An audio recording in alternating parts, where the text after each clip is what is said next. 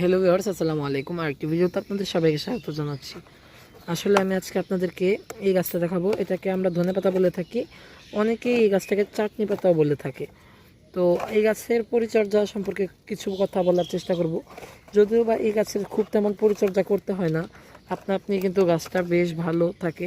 তবে দু একটা কথা বলি।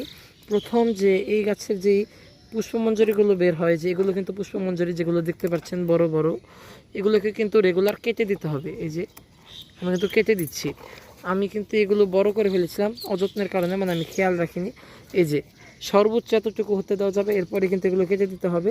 কারণ এগুলো যখন হবে তখন গাছটা ফুল ফোটাতে এবং বীজ তৈরিতে নিজের সমস্ত শক্তি ক্ষয় করবে, ফলে প্রচুর পাতা পাওয়া যাবে না। যারা পাতার জন্য গাছটি লাগিয়েছেন তারা কিন্তু এই পুষ্পমঞ্জরিগুলো কেটে দেবেন, তাহলে কিন্তু অনেক পাতা পাবেন আপনারা এই গাছ থেকে। আর যারা কিনা বীজের জন্য লাগিয়েছেন তারা কিন্তু এই পুষ্পমঞ্জরিগুলো রেখে দিবেন, এগুলো শুকানোর পরে কিন্তু বীজ দিবে।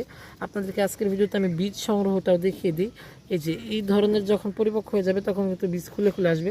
এই যে দেখুন, এই যে যখন এরকম মঞ্জরিগুলো দেখুন তখন কিন্তু বীজগুলো খুলে খুলে আসবে, তখনই কিন্তু আপনারা বীজগুলো সংগ্রহ করে নেবেন। ধন্যবাদ সবাইকে, আসসালামু আলাইকুম।